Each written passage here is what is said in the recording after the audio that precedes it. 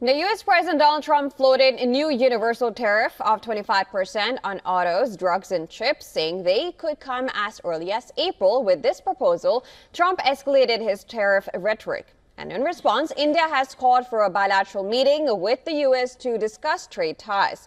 Japan has raised auto tariffs concerns, with the U.S. seeking concessions.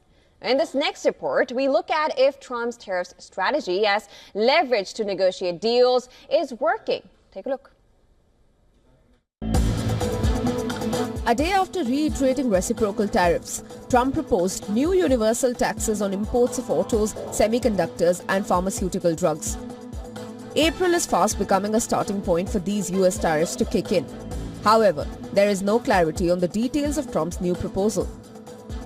India and Japan have rushed to negotiate trade ties before these taxes come into effect. Ahead of Indian Prime Minister Narendra Modi's US visit, the country had lowered import duties on high-end motorbikes and bourbon whiskey from America. India's concessions so far to the US come even before the reciprocal tariffs. Trump has called India the tariff king, even as he acknowledged the recent cuts by the country. Citigroup research pegs India's losses from Trump's reciprocal taxes at $7 billion each year. Indian exporters of autos to agriculture are feeling anxious ahead of April, when these tariffs are expected to take effect.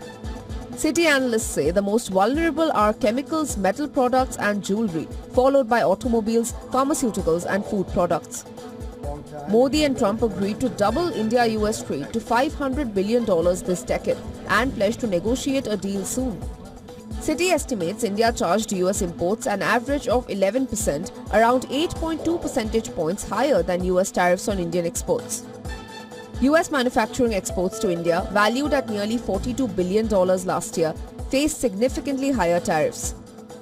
This ranges from 7% on wood products and machinery to as much as 15 to 20% on footwear and transport equipment and nearly 68% on food items.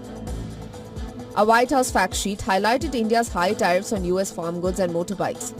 India's agricultural and food exports would be among the most severely affected if the US were to implement reciprocal duties.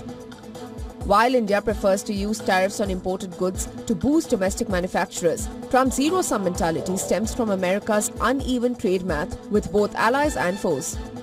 The US president has delayed tariffs on America's neighboring countries. However, he is still focused on bringing down the trade deficit significantly.